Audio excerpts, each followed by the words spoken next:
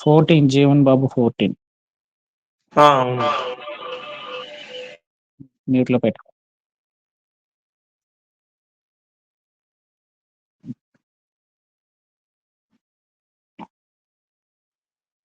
సోదరులు కొండయ్య గారు ప్రారంభ ప్రార్థన చేయండి.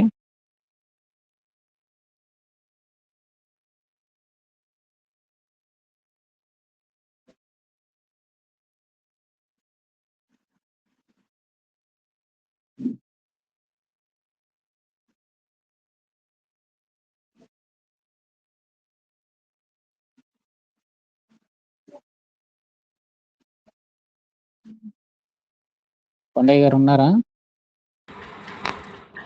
బ్రదర్ ప్రార్థన చేయండి. సరే ప్రార్థన.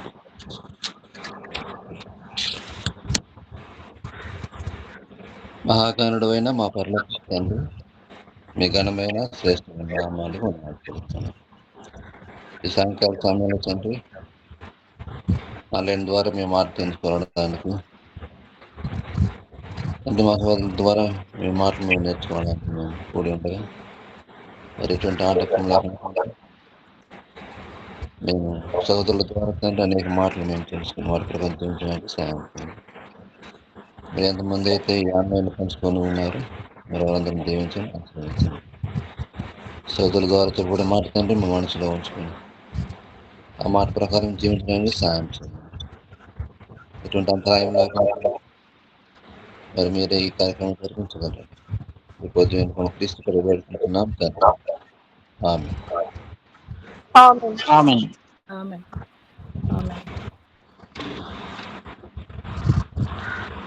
ఆమేన్. గత వారంలో ఏం నేర్చుకున్నారో ఎవరికైనా గుర్తుందండి? చెప్తారా? గత వారం సహోదరులు ఏం చెప్పారు, ఏ పాఠాలు అన్నవి?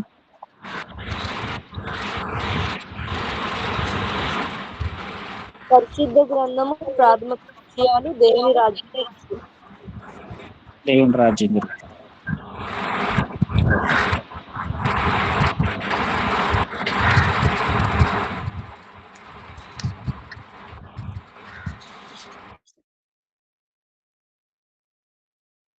ఈరోజు పరిశుద్ధ గ్రంథంలోని ప్రాథమిక విషయాల్ని గత వారంలో నేర్చుకొని ఉన్నారు కాబట్టి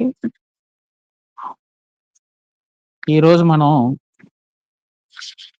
పరిశుద్ధ గ్రంథంలో ఉన్నటువంటి కొన్ని హెచ్చరికల్ని మనం తెలుసుకోవడానికి ప్రయత్నం చేద్దాం.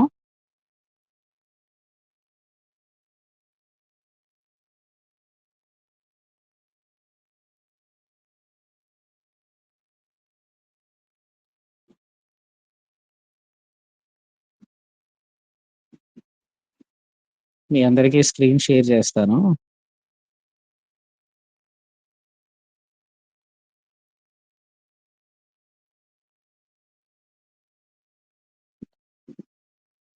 కనిపిస్తుంది కదండి?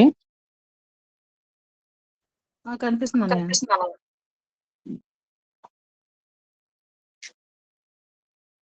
తర్వాత ఇది మీకు ఇంగ్లీష్లోనే నేను పెడతా.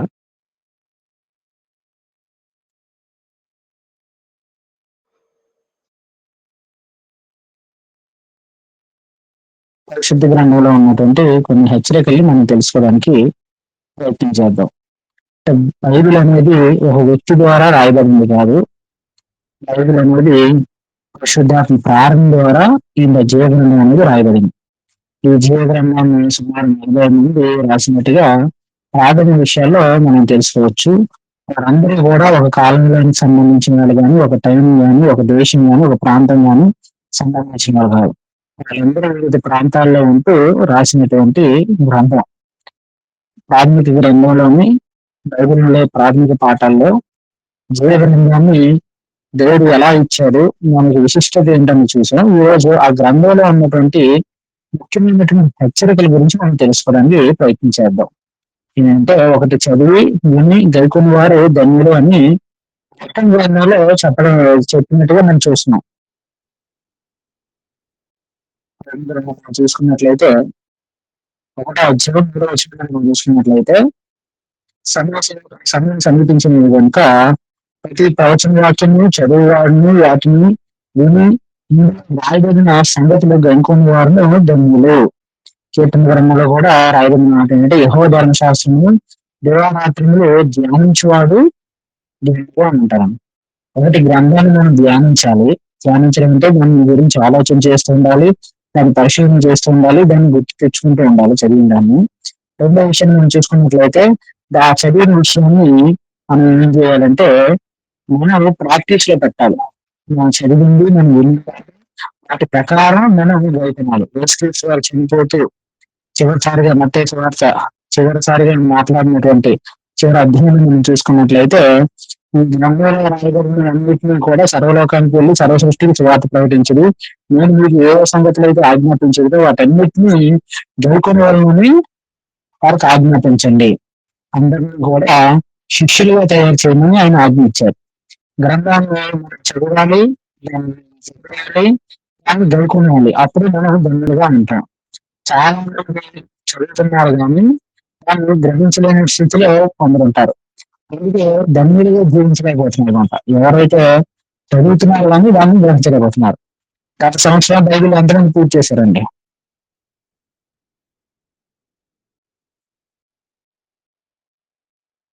నిర్మల నేను పూర్తి చేశాను. ఓకే, పూర్తి చేశారు. తోమల గారు పూర్తి చేశారు. గుడ్. జీవితంలో ఒకసారైనా సరే మనం అందరం కూడా పూర్తి చేయాలి. పూర్తి చేసిన తర్వాత మళ్ళా ఎక్కువసార్లు పూర్తి చేయడం అవసరం లేదు కానీ తర్వాత ధ్యానించేటట్టుగా చదవడానికి ప్రతి ఒక్కరు కూడా ప్రయత్నం చేయాలి అనేది దేవుని యొక్క సంకల్పం. మన బైబిల్ ఒకసారి పూర్తి చేసేస్తే చాలు. సంవత్సరం పూర్తి చేయాలని కూర్చున్నా కష్టమే. అంటే ఒకసారి మామూలుగా ఆర్డర్ ప్రకారం 60 పుస్తకాలు చదివాలి. రెండు క్రోనలాజికల్ ఆర్డర్ అంటారు. మన ఇప్పుడు చర్చ్ గ్రూప్ లో నేను ప్రతి రోజు క్రోనలాజికల్ ఆర్డర్ లో 7 చదవాలి. ఆదికాండంలోని ఎన్ని అధ్యాయాలు చదవాలి, తర్వాత ఏ దూరం ఎప్పుడు స్టార్ట్ అవుతుంది, అలాగా క్రోనలాజికల్ ఆర్డర్ లో మనం బైబిల్ స్టడీని ప్రస్తుతం ప్రారంభించాం. దానికి సంబంధించి రోజు 10 ప్రశ్నలు కూడా అడుగుతున్నాను. మనకి చాలా మంది జవాబులు కూడా వస్తున్నాయంట. సో బైబిల్ చదవాలి, గైకొనాలి, దాన్ని మనందరం కూడా ధ్యానించాలి. ఈ ధ్యానించే క్రమంలో మనం గమనించాల్సినటువంటి కొన్ని విషయాల్ని మనం గమనిద్దామండి. బైబిల్ యొక్క అన్నా వాయిస్ కొంచెం క్లియర్గా లేదన్నా. వాయిసా? కొంచెం అర్థం కావట్లేదు, మధ్య మధ్యలో డిస్టర్బెన్స్ వస్తుంది. అవునన్నయ్య, అవునా? ఇప్పుడు ఎలా ఉంది? ఇప్పుడు ఓకే అన్న. ఓకే కదా? సరే అయితే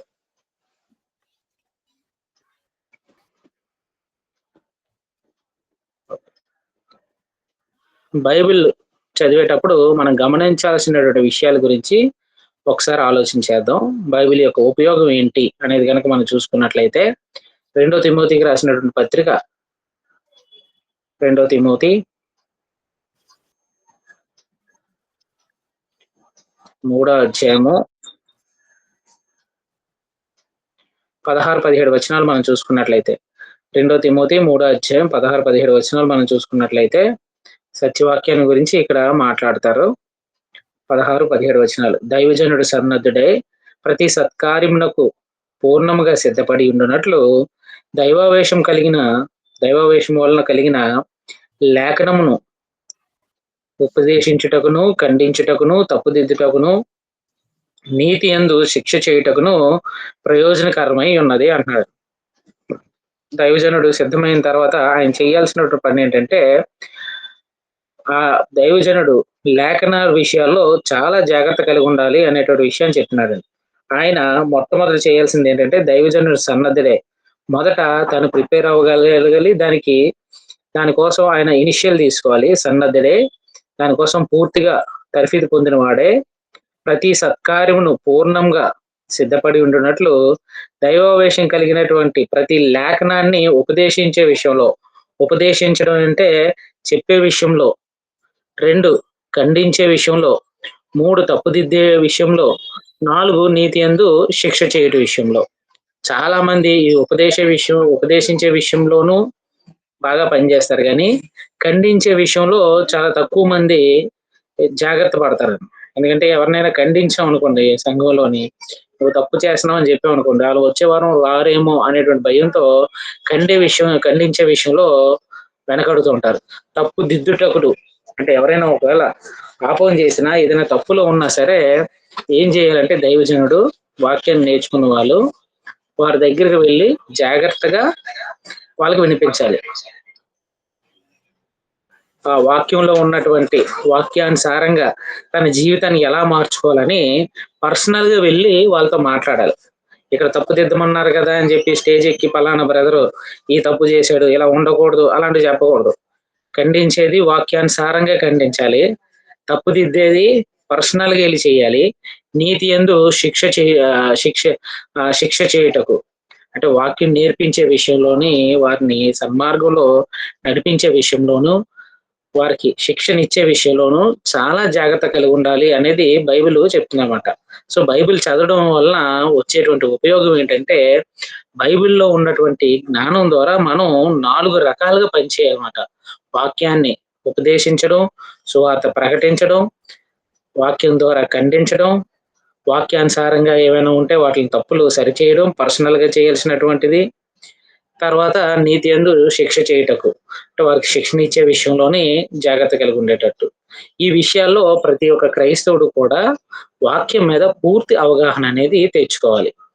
రెండోది మనం చూసుకున్నట్లయితే బైబిల్ సంపూర్ణమైనదా అసంపూర్ణమైనదా అనేటువంటి ప్రశ్న ఎవరికైనా వచ్చినట్లయితే ముందు దాన్ని మనం తీసివేయాలి. ఎందుకంటే బైబిల్ అనేది సంపూర్ణమైనది, పవిత్రమైనది, దాన్ని మించినటువంటిది ఇంకోటి లేదు. బైబిల్లో ఎన్ని సంవత్సరాలు గడిచినా ఎన్ని యుగాలు వచ్చినా 2000 సంవత్సరాలు దాటినా ఇప్పటికీ ఇందులో ఉన్నటువంటి విషయాలు మనల్ని ఖండిస్తున్నాయి, మనకు ఉపదేశం ఇస్తుంది, మనకు సువార్త ప్రకటిస్తుంది, మనలో ఉన్నటువంటి తప్పులు దిద్దుతుంది, మనకి శిక్షణ ఇచ్చేటట్టుగా కూడా తయారు చేస్తుందన్నమాట.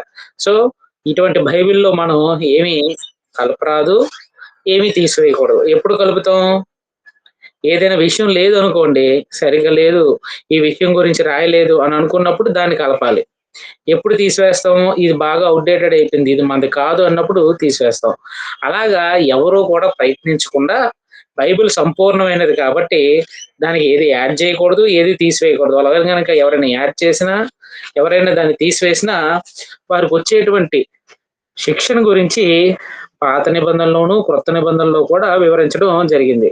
ఆ విషయాన్ని మనం గమనించినట్లయితే ద్వితీయోపదేశ కాండం 4వ అధ్యాయము 2వ వచనం మనం చూసుకున్నట్లయితే డ్యూటరోనమీ చాప్టర్ 4 verse 2 చూసుకున్నట్లయితే మీ దేవుడైన యెహోవా ఇచ్చిన ఆజ్ఞలను మీకు ఆజ్ఞాపించుచున్నాను, వాటిని గైకొనుట యందు నేను మీకు ఆజ్ఞాపించిన మాటలతో దేన్ని కలుపకూడదు, దానిలో నుండి దేన్ని తీసివేయకూడదు. ఇశ్రాయేలీయులకి ధర్మశాస్త్రాన్ని మరలా రెండోసారి ఉపదేశిస్తున్నాడు. అందుకే దాన్ని ద్వితీయ ఉపదేశ కాండం అంటున్నారు. రెండోసారి ఇశ్రాయేలీయులందరికీ కూడా ఐగుప్తు నుంచి వచ్చినటువంటి ఇశ్రాయేలీయులు అరణ్యంలో రాలిపోయారు. వారి యొక్క సంతానం ఏదైతే ఉన్నదో వారికి మరలా మోషే ధర్మశాస్త్రాన్ని బోధించేటప్పుడు వాళ్ళు హెచ్చరిస్తున్న మాట ఏంటంటే అందులో ఉన్నదాన్ని ఏదైతే వాళ్ళు చదువుతున్నారో, ఏదైతే వాళ్ళు ఆచరిస్తున్నారో దాన్ని గైకొనే విషయంలోనూ వాళ్ళు ఏం చేయాలంటే దాంట్లో నుంచి ఏమి కలపకూడదు, దానిలో నుండి ఏమి కూడా తీసివేయకూడదు అని చెప్తున్నాడు. ప్రకటన గ్రంథం 22వ అధ్యాయము 16 అలాగే 18, 19 రెవల్యూషన్ చాప్టర్ 22, 18 నెక్స్ట్ 19 verses ఎవరైనా చదవండి.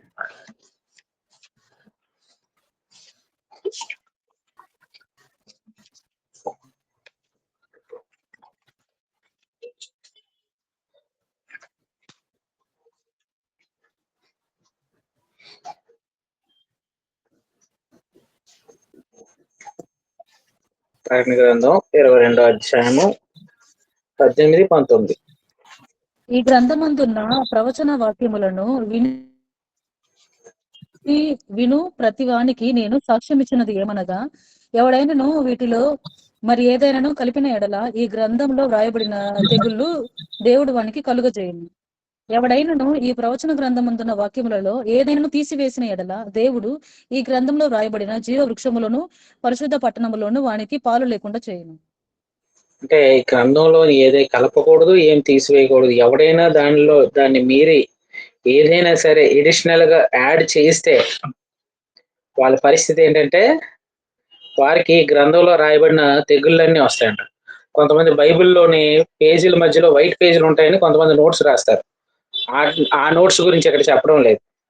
మనం రన్నింగ్ నోట్స్ మనకు గుర్తుంటే కొన్ని పాయింట్లు రాసుకుంటే బాగానే అదేం తప్పు కాదు. కానీ అది కాకుండా బైబిల్లో చెప్పని విషయాలు మనం ఏదైనా ప్రకటించామనుకోండి, బైబిల్లో లేని విషయాలను ఏదైనా మనం తీసుకొచ్చి ఇది మనం పాటించాలి అని చెప్పామనుకోండి, అప్పుడు మనకి వచ్చేటువంటి తెగులు గురించి రాయబడి ఉంది.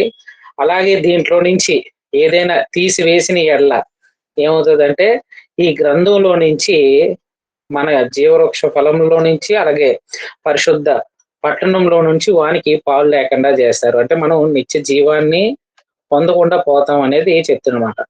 తీసివేసే పనిని ఎవరు అంత సులువుగా చేయరు. కొంతమంది కొన్ని విషయాల్ని బైబిల్లో పెన్ తోటి అండర్లైన్ చేస్తూ ఉంటారు. కొంతమంది దగ్గర నేను చూసా, వాళ్ళు ఏం చేస్తారంటే ఎక్కువగా డినామినేషన్ కానీ కొన్ని ఆర్సిఎంలు కానీ ఈ మేరీ మాతను పూజించేవారు కానీ కొన్ని వచనాల్ని వాళ్ళు కొట్టేస్తారు అన్నమాట. సో వాళ్ళు మనం వాడేది ప్రొటెస్టెంట్ బైబిల్, ఈ బైబిల్ వాళ్ళు యూజ్ చేసుకోరు. వాళ్ళు కొంత కొత్త రకం వాళ్ళకు ఒక బైబిల్ అనేది తయారు చేసుకున్నారు అన్నమాట. మనకన్నా ఎక్కువ పుస్తకాలు ఉంటాయి అందులో, అది వాళ్ళకి నచ్చినట్టుగా రాసుకున్నటువంటిది. అలాగ చేసిన వాళ్ళు అంటే వాళ్ళు కలుపుకున్నారు.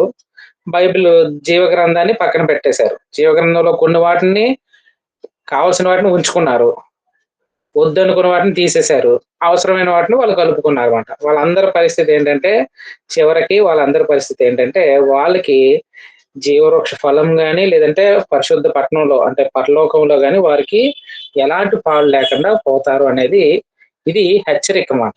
సో బైబిల్ గురించి మనం గమనించినట్లయితే బైబిల్ యొక్క ఉపయోగం చదవడం ద్వారా మనకి 4 రకాల ఉపయోగాలు ఉన్నాయి. ఉపదేశించడం కానీ, ఖండించడం కానీ, తప్పుదిద్దడం కానీ, నీతి యందు శిక్ష చేయడం కానీ.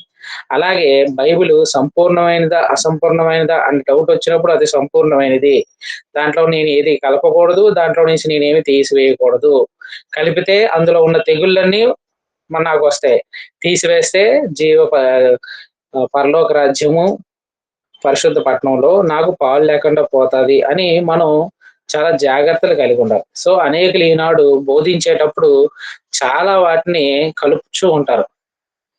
ప్రసంగాల్లోని వాటిలో ఎక్కువగా వాక్యాన్ని చదవకుండా వాక్యంలో లేని విషయాల్ని ఎక్కువగా కలిపి చెప్తూ ఉంటారు అన్నమాట. వాళ్ళందరికీ తీర్పు దినాన వాళ్ళు లెక్క చెప్పుకోవాలి. మూడో విషయం మనం చూసుకున్నట్లయితే బైబిల్ చదివేటప్పుడు జాగ్రత్తగా మనం గుర్తుపెట్టుకోవాల్సింది ఏంటంటే ఎవరు చెప్పారు, ఎవరితో చెప్పారు, పాయింట్స్ వైజ్ గా ఎవరు చెప్పారు, ఎవరితో చెప్పారు, ఏ కాలంలో చెప్పారు, ఏ సందర్భంలో చెప్పారో మనం ఒకసారి ఆలోచించాలన్నమాట. వాక్యాన్ని ఎప్పుడైనా చదివేటప్పుడు రాసింది ఎవరు, ఎవరికి రాస్తున్నారు, ఎవరితో మాట్లాడుతున్నారు, అది ఏ కాలంలో జరిగింది, అక్కడ ఉన్న సందర్భం ఏంటి, ఇదన్నీ చదవడం ద్వారా దేవుడు నాకు ఇచ్చేటువంటి మెసేజ్ ఏంటి, దీని ద్వారా నేను ఏమి గ్రహించాలి, దేవుడు ఏం చేయమని కోరుతున్నాడు అనేది చివరిన మనం ఒకసారి మనల్ని మనం పరీక్షించుకోవాలన్నమాట. ఆ విధంగా బైబిల్ చదివేటప్పుడు సందర్భాన్ని తెలుసుకొని చదవాలి. లేదు అంటే చాలా ఘోరాలు జరిగేటువంటి ప్రమాదం ఉందన్నమాట. బైబిల్లో మీకు ఆశీర్వాదాలని చాలా మంది పంచిపెడుతూ ఉంటారు. న్యూ ఇయర్ రోజు గాడ్స్ ప్రామిసెస్ అని ఇస్తూ ఉంటారు. కొంతమంది బైబిల్ చదివే వాళ్ళు కూడా గుడ్డిగా బైబిల్లో ఎక్కడో అక్కడ చేయి పెట్టి ఆ రోజు ఏ వచనం కనిపించిందో అదే నాకు అని అన్నట్టుగా కూడా ఉంటది అన్నమాట. అలా కూడా బైబిల్ చదవకూడదు. చాలా జాగ్రత్తగా బైబిల్ని చదవాలి. ఇది బైబిల్లో ఉన్నటువంటి విషయాలు. ఈరోజు 2 విషయాల గురించి తెలుసుకుందాం. ఒకటి, మొదట బైబిల్ చదివేటప్పుడు వినే వారికి దేవుడు ఇచ్చినటువంటి హెచ్చరికల్ని మనం జాగ్రత్తగా గమనించాలి. బైబిల్ చదవడం వల్ల వచ్చే లాభాలు ఏంటి, దాన్ని ఎలా చదవాలి అనేది మనం చూసుకున్నాం. ఇప్పుడు వినేవారికి ఉన్నటువంటి హెచ్చరికలు, తర్వాత బోధించే వారికి ఉన్నటువంటి హెచ్చరికలు ఏంటన్నది మనం చూడాలి. యోహాను రాసినటువంటి మొదటి పత్రికను మనం చూసుకున్నట్లయితే యోహాను రాసినటువంటి మొదటి పత్రిక 4వ అధ్యాయము 1వ వచనం మనం చూసుకున్నట్లయితే, మొదటి యోహాను 4:1 మనం చూసుకున్నట్లయితే, ప్రియులారా, అనేకులైన అబద్ధ ప్రవక్తలు లోకంలోనికి బయలు వెళ్ళి ఉన్నారు కనుక ప్రతి ఆత్మను నమ్మక ఆయా ఆత్మలు దేవుని సంబంధమైనవో కావో పరీక్షించుడి అంటున్నాడు. యోహాను మాట్లాడుతూ అంటున్న మాట ఏంటంటే, ప్రియులారా అని స్టార్ట్ చేసి అనేకమైన అబద్ధ ప్రవక్తలు లోకంలోనికి బయలు వెళ్ళి ఉన్నారు.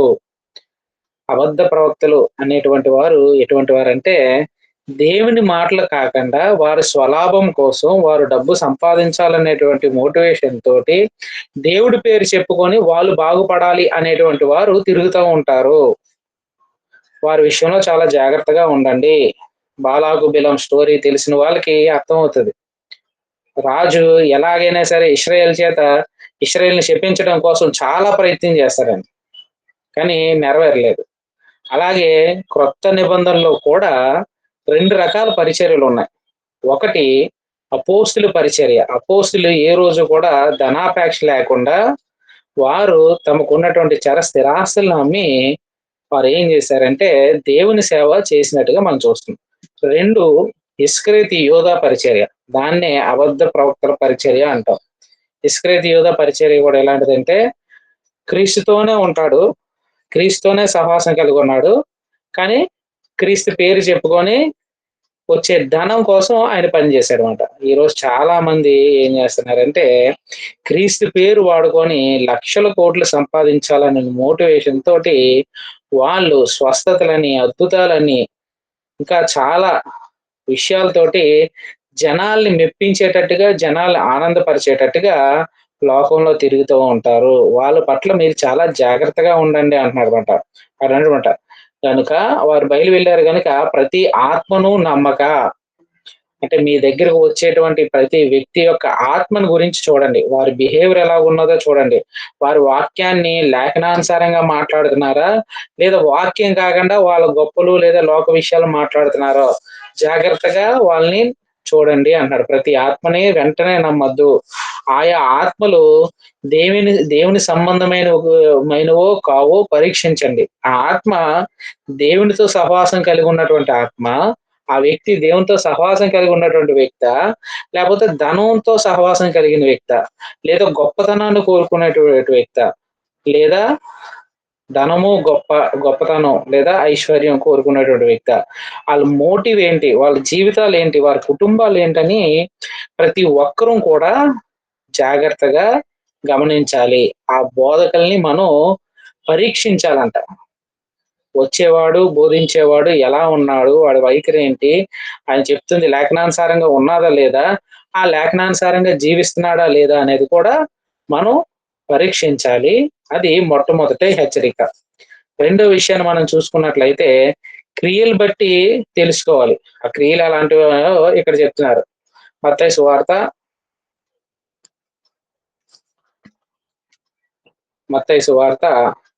7వ అధ్యాయము 15-16 వచనాలు మనం చూసుకున్నట్లయితే, మత్తయి సువార్త 7వ అధ్యాయం 15-16, మాథ్యూ చాప్టర్ 7 verse 15-16 మనం చూసుకున్నట్లయితే, అబద్ధ ప్రవక్తలను గూర్చి జాగ్రత్త పరుడి. వారు గొర్రెల చర్మము వేసుకొని మీ వద్దకు వత్తురు, కానీ లోపల వారు క్రూరమైన తోడేళ్ళు అంటున్నారని. అబద్ధ ప్రవక్తల విషయంలో లేదా అబద్ధ బోధకుల విషయంలో చాలా జాగ్రత్తగా ఉండండి. వారు ఎలాంటి వారంట, గొర్రె చర్మం వేసుకొని మంచి వాళ్ళుగా, మృదువైన స్వభావం కలిగిన వారుగా నటిస్తూ వాళ్ళు పైన ఏం చేశారంటే గొర్రె బెచ్చు కప్పుకొని గొర్రెల మందలోకి వచ్చినట్టుగా వస్తారు. సంఘంలో కూడా అటువంటి వారు చెరబడతారు. వాళ్ళు చెరబడి ఏం చేస్తారనేది ఇక్కడ చెప్తున్నమాట. గొర్రెల చర్మం వేసుకొని మీ వద్దకు వత్తురు, కానీ లోపల వారు క్రూరమైనటువంటి తోడేళ్ళు. కానీ వాళ్ళ యొక్క స్వభావం ఏంటంటే తోడేలు వంటి స్వభావం. తోడేలు అనుకున్నటువంటి స్వభావం ఏంటంటే తన కడుపు నింపుకోవడం కోసం ఎంతటికైనా తెగిస్తది. తన ఆకలి తీరాలంతే. దానికోసం ఎలాంటి మృగాన్నైనా సరే వేటాడడానికి అది సిద్ధపడతది. దొంగిలించడానికి కూడా అది సిద్ధపడతది. సో, వచ్చేవారు, వాక్యం బోధించేవారు ఎలాంటి మనస్తత్వం కలిగి ఉన్నారో మనం జాగ్రత్తగా చూడాలి. పైపైన ప్రేమగా మాట్లాడే వాళ్ళందరినీ మనం నమ్మేయకుండా, వాళ్ళు వాక్యానుసారంగా ఉన్నారా లేదా? వాళ్ళ మోటివ్ ఏంటి? వాళ్ళు ఈ సువార్త ప్రకటించడం ద్వారా, నాకు వాక్యం చెప్పడం ద్వారా ఏం ఆశిస్తున్నారు? దేవుని మహిమ కోసం పనిచేస్తున్నారా? వాళ్ళ మహిమ కోసం పనిచేస్తున్నారా? లేదా వారు ధనం కోసం పనిచేస్తున్నారా? వీటన్నిటిని కూడా మనం జాగ్రత్తగా పరీక్షించాలి. వారి జీవితాలను చూస్తూ వాళ్ళు వాక్యానుసారంగా ఉన్నారా లేదా అని మనం ఎప్పటికప్పుడు పరీక్షించుకుంటాడు. 16వ వచనం చూసుకున్నట్లయితే, వారి ఫలముల వలన మీరు వారిని తెలుసుకుందురు అన్నారు. వారి ఫలాలు అంటే వారు చేసేటువంటి క్రియల ద్వారా వచ్చే రిజల్ట్. మనం ఏం విత్తుతామో అదే కోస్తామని అన్నమాట. నేను చెడు స్వభావంతోటి డబ్బు సంపాదించాలనో, లాభం పొందాలనో, లేదంటే నేనే ఒక దేవుడినైపోవాలనో అనుకున్నాం అనుకోండి, ఆ ఫలాలనేవి మనకు కనబడతాయి. ఆ కుటుంబ జీవితం ఏంటి, వాళ్ళ పిల్లలేంటి, వారి భార్య ఏంటి, లేదా సువార్థికుల జీవితం ఏంటి, ఇవన్నీ బయటపడతాయి. దేవుడు బయట పడేటట్టు చేస్తాడు. సో, మనం ఏం చేయాలంటే వారి ఫలాల వలన మీరు వాటిని తెలుసుకుందురు. ముండ పొదల్లో ద్రాక్ష పండైనను, పల్లేరు చెట్టున అంజూరు పండునైనను కోయుదురా అని అంటున్నాడు. అంటే ముళ్ళ పొదల్లో ద్రాక్ష పళ్ళు దొరుకుతాయా? దొరకవు. ముళ్ళ పొదలకి ముళ్ళే ఉంటాయి. అలాగే పల్లేరు చెట్టుకి అంజూరు పళ్ళు ఉండవు. అంటే ఏ చెట్టుకి ఆ పండే వస్తది.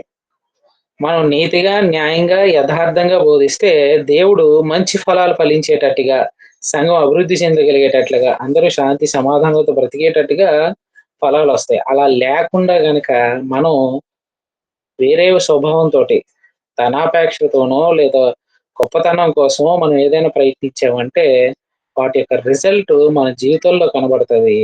ఆ జీవితంలో కనిపించినప్పుడు మన కుటుంబ వ్యవస్థ బాగోకపోవచ్చు, మన యొక్క నడవడిక బాగోకపోవచ్చు, మన పిల్లల యొక్క జీవితాలు బాగోకుండా ఉండొచ్చుమాట. అలాంటప్పుడు వారి క్రియలను బట్టి వారి యొక్క ఫలాలను మనం తెలుసుకొని జాగ్రత్తగా ఉండాలి. లేదండి మాకు ఇదే దగ్గర ఆయన వ్యభిచారైనా అవనివ్వండి, ఆయన తాగుబోతైనా అవనివ్వండి, ఆదివారం స్టేజ్ ఎక్కితే మాత్రం మంచి నీతులు చెప్తాడండి అనుకొని వెళ్ళారనుకోండి, మన జీవితాలు కూడా అలానే తయారవుతాయి. ఆ పాపంలో మనం కూడా పాలు పొందినట్టే. సో, వినేవారు బోధించేవాడిని పరీక్షించాలి. వారి యొక్క క్రియల్ని జాగ్రత్తగా వాళ్ళ క్రియలను బట్టి వాళ్ళు ఎలాంటి వారో మనం తెలుసుకోవాలి. మూడో విషయాన్ని మనం చూసుకున్నట్లయితే అపోస్తుల కార్యాలు 17 అధ్యాయము అపోస్తుల కార్యాలు 17 అధ్యాయము 10-11 వచనాలు మనం చూసుకున్నట్లయితే 10-11 వెంటనే సహోదరులు రాత్రివేళ పౌలును సీలను బెరయకు పంపిరి. వారు వచ్చి యూదుల సమాజ మందిరంలో ప్రవేశించిరి. వీరు తెస్సలోనికలో ఉన్నవారి కంటే గనులై ఉండరు గనుక ఆసక్తితో వాక్యమును అంగీకరించిరి. పౌలు సీలయు చెప్పిన సంగతులు అలా ఉన్నవో లేవో అని ప్రతి దినము లేఖనములను వారు పరిశోధించుచూ వచ్చిరి అన్నారండి. పర్యాపట్నస్తుల గురించి మాట్లాడుతూ అంటున్న మాట ఏంటంటే, వీళ్ళు తెస్సలోనిలో కంటే గనులుగా ఉన్నారు కాబట్టి వీళ్ళు ఏం చేస్తున్నారంటే వాక్యాన్ని ఆసక్తిగా వినడమే కాకుండా దాన్ని రాసుకుంటున్నారన్నమాట. రాసుకొని వాళ్ళు చెప్పిన సంగతులు లేఖనానుసారంగా ఉన్నాయా లేదా అని చెప్పి వీళ్ళు ఏం చేస్తున్నారంటే ప్రతి దినము లేఖనాల్ని పరిశోధిస్తూ వచ్చారంట. ఈరోజు చాలా మంది వెళ్ళి కూర్చొని వినేసి వచ్చేస్తామే తప్ప అక్కడ చెప్పుతున్న మాటలు వాక్యానుసారంగా ఉన్నాయా లేదా, లేఖనాన్ని ఆధారం చేసుకొని మాట్లాడుతున్నారా, లేకపోతే అక్కడికి ఎక్కి ఏదైనా పెట్టగథలు చెప్పి మనల్ని నవ్వించి కవ్వించి ఆనందపరిచి వచ్చేస్తున్నారా? మనల్ని మనం ఒకసారి జాగ్రత్తగా ప్రశ్నించుకోవాలి. దేవుడు వాక్యం ద్వారా ప్రతి ఒక్కరిని కూడా హెచ్చరిస్తున్నాడు కాబట్టి ఆ విన్న వాక్యం అలా ఉన్నదా లేదా, ఆ చెప్పినటువంటి అధ్యాయంలో ఆ వెర్స్ ఉన్నదా లేదా, అక్కడ ఉన్న సందర్భం ఏంటి, వీటన్నిటిని కూడా మనం పరీక్షించుకోవాలి. మనుషుల్ని గుడ్డిగా నమ్మామంటే వాళ్ళు వాక్యాన్ని పక్కన పెట్టి వాళ్ళ యొక్క గొప్పతనాలు, వాళ్ళ యొక్క స్టోరీలు ఎక్కువగా చెప్పుకుంటారు. ఒకటి, బోధకులను పరీక్షించాలి. 2, వాళ్ళ యొక్క క్రియలేంటి, వాళ్ళ ప్రవర్తన ఎలా ఉందో చూసుకోవాలి. 3, వాళ్ళు చెప్పే వాక్యం అసలు వాక్యంలో ఉన్నదా లేదా, అది వాక్యానుసారమైనది కాదా అని చెప్పి మరలా ఇంటికి వచ్చిన తర్వాత ఒకసారి ఈ రోజు చెప్పబడినటువంటి ఈ ఆదివారం విన్నటువంటి ప్రసంగాన్ని మరలా ఒకసారి మనం జ్ఞాపకం చేసుకోవాలి. అలా చేసుకోవాలంటే ప్రతి ఒక్కరు కూడా నోట్స్ రాసే అలవాటు ఉన్న వాళ్ళకి మాత్రమే అది సాధ్యం అవుతుంది అనమాట. తర్వాత 4వ విషయం మనం చూసుకున్నట్లయితే 2 పేతురు 2వ అధ్యాయము 1 నుంచి 3 వచనాలు చూసుకున్నట్లయితే పేతురు రాసినటువంటి 2వ పత్రిక, పేతురు రాసినటువంటి 2వ పత్రిక 2వ అధ్యాయము 1 నుంచి 3 వచనాలు మనం చూసుకున్నట్లయితే, మరియు అబద్ధ ప్రవక్తలు ప్రజల్లో ఉండిరి, అటువలనే మీలోను అబద్ధ బోధకులుందురు. వీరు తమ్మును కొనిన ప్రభువునకు కూడా విసర్జించుచు తమకు తామే శీఘ్రముగా నాశనము కలుగు చేసుకొనుచు నాశనకరమగు భిన్నాభిప్రాయాలను రహస్యముగా బోధించుదురు. ఏం చేస్తారంట కొంతమంది అబద్ధ ప్రవక్తల్లాగానే అబద్ధ బోధకులు కూడా తయారయ్యారు. వాళ్ళు ఏం చేశారంటే వారు తమ్మును తామే ఏం చేశారంటే ప్రభువుని విసర్జించి, అంటే దేవుని వాక్యాన్ని పక్కన పెట్టేసి, ప్రభువు ఇచ్చినటువంటి నూతన నిబంధన పక్కన పెట్టేసి తమకు తామే శీఘ్రంగా నాశనం కలుగు చేసుకోవడమే కాకుండా ఆ నాశనకరమైనటువంటి భిన్నమైనటువంటి అభిప్రాయాల్ని వాళ్ళు సంఘంలోనికి రహస్యంగా బోధిస్తారంట. అంటే పర్సనల్ విజిటింగ్లు చేస్తారు. సువార్థికుడు కాకుండా కొంతమంది పర్సనల్ విజిటింగ్లు చేసి ఆ చెప్పబడిన వాక్యం మీదే, ఏంటండి వాళ్ళు అలా చెప్పారు, ఆ వాక్యం అలా ఉండదండి, ఇది కాదండి వాక్యం, ఆ ఫలానా దగ్గరికి వెళ్తే మనం మంచి వాక్యం వినొచ్చండి అని చెప్పి వారి స్వలాభం కోసం పనిచేసే వాళ్ళు ఉండి వాళ్ళు ఏం చేస్తారంటే రహస్యంగా బోధిస్తారంట. రహస్యంగా బోధించాల్సిన పని లేదు. ధైర్యంగా, యథార్థంగా, ఓపెన్ గానే బోధించవచ్చు. ఇగో ఈ వాక్యం మీరు ఎలా చెప్పారు, ఇది కాదు, ఇది తప్పు, ఇగో లేఖనంలో ఇలా ఉంది అని డైరెక్ట్ గా మనం మాట్లాడాలి. అలా మాట్లాడకుండా దేవుడిచ్చిన వాక్యాన్ని వక్రీకరిస్తూ బోధించే వాళ్ళు తయారవుతారు, జాగ్రత్తగా ఉండండి అంటారు. మరియు అనేకులు వారి పోకిరీ చేష్టలను అనుసరించి నడుతురు. వీళ్ళు ఏం చేస్తారంట, పోకిరీ చేష్టలే చేస్తారు. పోకిరీ చేష్టలు అంటే ఏంటి, ఎగరడాలు, గంతులేయడాలు, పిచ్చి పిచ్చిగా మాట్లాడాలు, ఎక్కడ పౌలు గాని అపోస్తులు గాని ఎక్కడ గెంతినట్టుగా గాని, జంపింగ్లు చేసినట్టుగా గాని, పడిపోయి దొరికినట్టుగా గాని ఎక్కడ పిచ్చి పిచ్చి వేషాలు వేయలేదు. వాళ్ళు ఎవరినైనా స్వస్థపరిస్తే పడిపోయిన వాళ్ళు లేపారు. కానీ వీళ్ళు ఏం చేస్తున్నారంటే అబద్ధ బోధకులు నించున్నోడిని టచ్ అని చెప్పి కింద పడేస్తున్నారు. అక్కడే మనం అర్థం చేసుకోవాలి. వాక్యం ఒకరిని నిలబడతాడు తప్ప, దేవుడు ఒకరిని నిలబడతాడు తప్ప పడేయడు అనేది మనం గమనించాలి. సో వీళ్ళు ఏం చేస్తారంటే పోకిరీ చేష్టలను అనుసరించి నడుస్తారు. వీరిని బట్టి సత్య మార్గము దూషింపబడును. ఎవరైతే వాక్యాన్ని లైట్ తీసుకుంటారో, ఎవరైతే వాక్యానుసారంగా జీవించరో, వాక్యంలో చెప్పబడింది కాకుండా వేరే విషయాల్ని వారి స్వలాభం కోసం, ధనం కోసం, దేనికోసమైనా సరే వాడుకుంటారో, అటువంటి వారిని చూసినప్పుడు సమాజంలో ఏమవుతుందంటే దేవుని యొక్క వాక్యము దూషింపబడుతుంది అని అంటారు. వారు అధిక లోబులై కల్పనా వాక్యములు చెప్పుచు మీ వలన లాభము సంపాదించుకుందరు. ఏం చేస్తారంటే వీరు అధిక లోబులు అంట. లోబులు అంటే ఏంటి అర్థం, దాచుకునేవారు. దేవుడు ప్రభువైనటువంటి యేసుక్రీస్తు ద్వారా వాక్యాన్ని పంచిపెట్టారని, యేసు ప్రభు తనకు వచ్చినటువంటి కానుకల్ని సేవకు వాడారని, ఆయన దగ్గరకు వచ్చిన వారు ఆకలిగా ఉన్నారంటే వారి ఆకలిని తీర్చారని. వీళ్ళు ఏం చేస్తారంటే వీళ్ళు సేవ కోసం ఎక్కువ ఖర్చు పెట్టరు, వారు లగ్జరీ కోసం బాగా ఖర్చు పెట్టుకుంటారు. కల్పనా వాక్యాలు చెప్తూ దేవుడు నాకు అది దర్శనం ఇచ్చాడు, ఇది చేయమన్నాడు, అది ఇవ్వమన్నాడు, ఇది ఇవ్వమన్నాడు, ఇంత డొనేషన్లు ఇవ్వండి అని కల్పనా కథలు చెప్పి వాటి ద్వారా ఏం చేస్తారంటే వీళ్ళు లాభం సంపాదించుకుందరు. వారికి పూర్వం నుండి విధింపబడిన తీర్పు ఆలస్యము చేయదు, వారి నాశనమునకును వారి నాశనమునకు ఇది నిద్రపోదు అని అంటున్నారు. అంటే వీడు ఆల్రెడీ నాశనం అయిపోయాడు, వీడిని వెంబడించే వారు కూడా ఏమవుతారు, వీడితో పాటే నాశనం అయిపోతారు. అందుకని వ్యక్తులను చూడొద్దు, ఆ వ్యక్తుల యొక్క జీవితాలు చూడండి, లేఖనానుసారంగా బోధిస్తున్నారా లేదో చూడండి, వాళ్ళ క్రియలేంటో మీరు గమనించండి, వారు బోధించేటువంటి వాక్యం లేఖనానుసారమైందా కాదా అని తెలుసుకోవాలంటే మనకి బైబిల్ ఉండాలి. ఒకప్పుడు కొన్ని వందల సంవత్సరాల క్రితం బైబిల్ లేదు. బైబిల్ లేనప్పుడు, బైబిల్ మన దగ్గరికి రానప్పుడు వాళ్ళు ఏం చెప్తే అది వినేవారు. ఇప్పుడు ప్రింటెడ్ బైబిల్ వచ్చింది, మొబైల్ బైబిల్ వచ్చింది, మనం ఎప్పుడైనా బైబిల్ని చూడగలిగేటువంటి అప్లికేషన్స్ మనకు వచ్చినా కూడా చాలా మంది బైబిల్ మాత్రం తెరిచి చూడనటువంటి పరిస్థితి మాట. సో వారి విషయాల్లో చాలా జాగ్రత్తగా ఉండండి. వీళ్ళు ఏం చేస్తారంటే క్రీస్తునే పక్కన పెట్టేసి క్రీస్తు స్థానంలో, తండ్రి అయిన దేవుని స్థానంలో వాళ్ళు కూర్చుంటారు కాబట్టి వాళ్ళ విషయంలో జాగ్రత్తగా ఉండండి అని అంటున్నాడు. సో వినేవాళ్ళు చాలా జాగ్రత్తగా చెప్పే వాళ్ళని గమనిస్తూ ఉండాలి. తర్వాత మనం చూసుకున్నట్లయితే తీతుకు రాసినటువంటి పత్రిక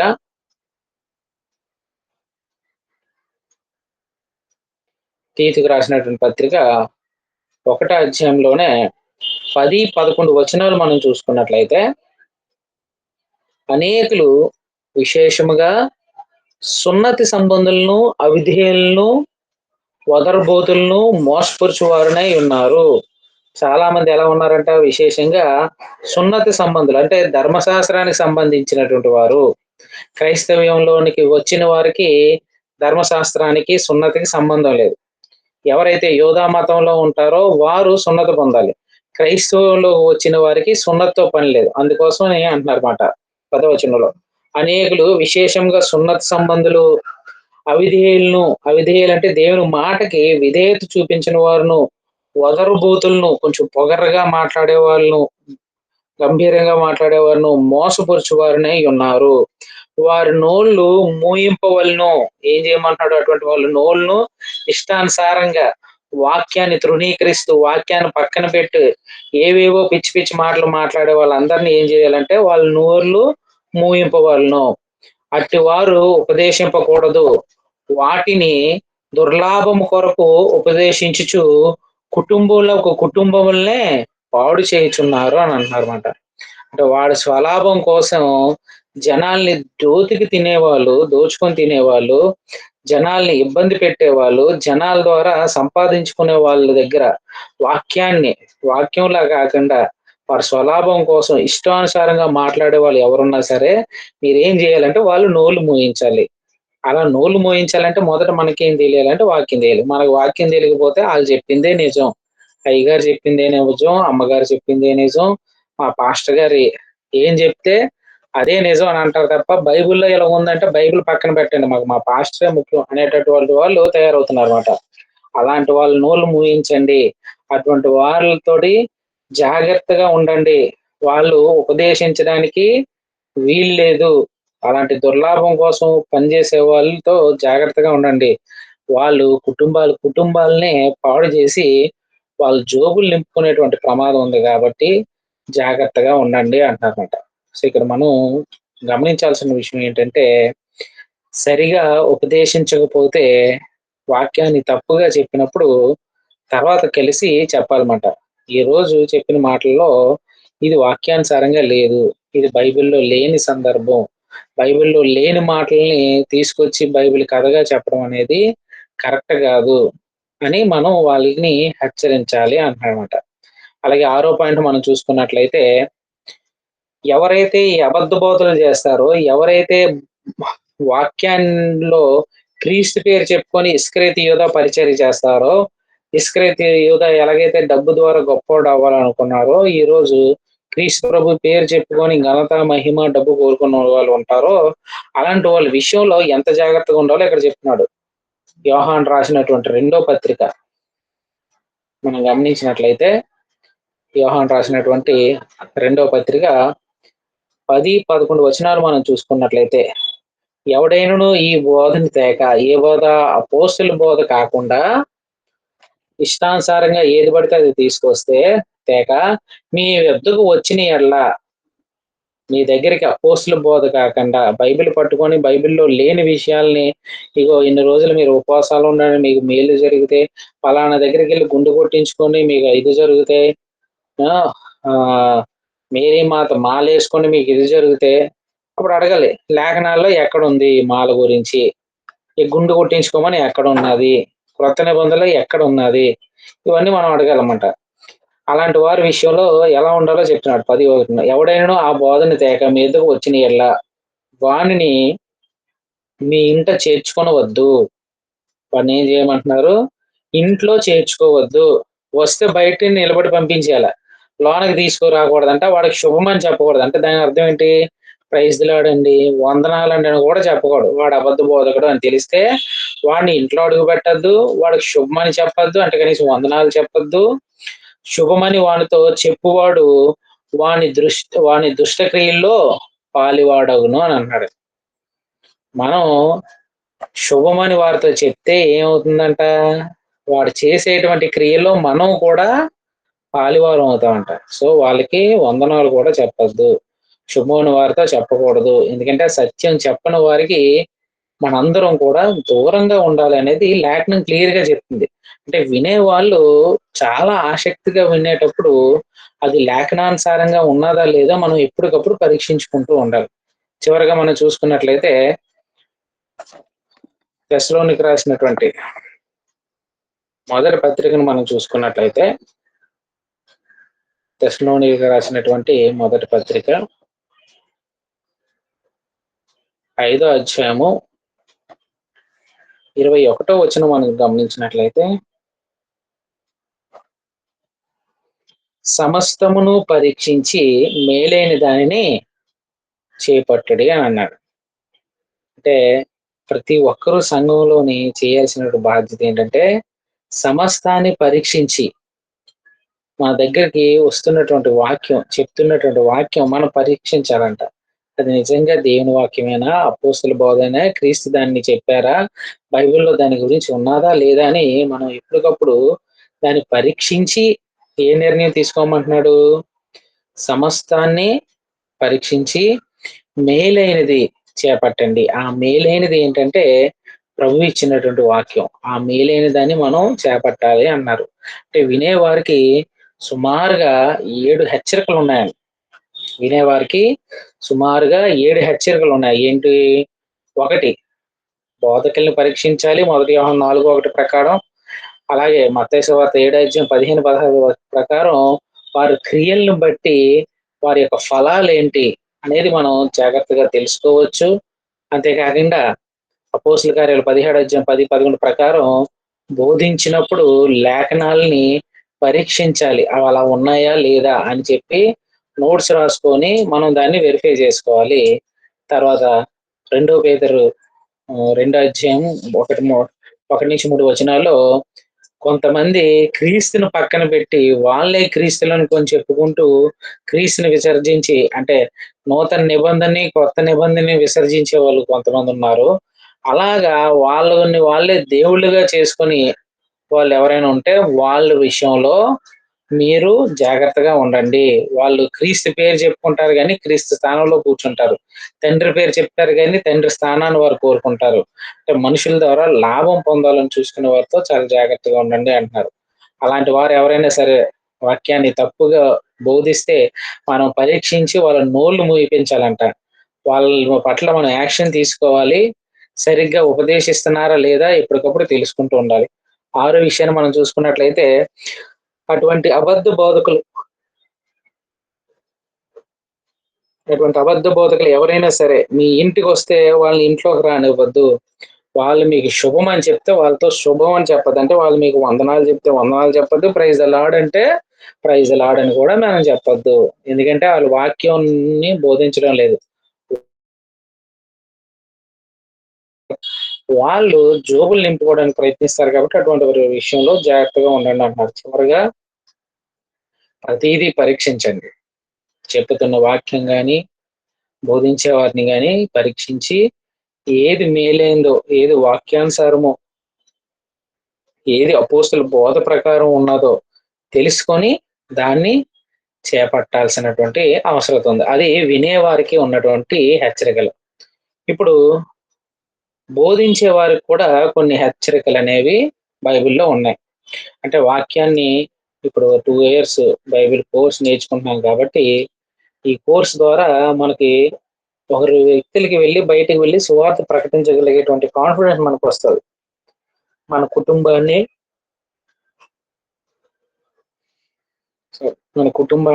కుటుంబ సభ్యుల్ని లేదా సంఘంలో ఉన్నవారు కానీ యవనస్తులు కానీ ఎవరికైనా సరే మనం వాక్యం చెప్పి వాళ్ళని రక్షించే స్థితికి మనం చేరుకున్నప్పుడు బోధించేటప్పుడు చాలా జాగ్రత్త కలిగి బోధించాలి. ఫర్ ఎగ్జాంపుల్ మనం చూసుకున్నట్లయితే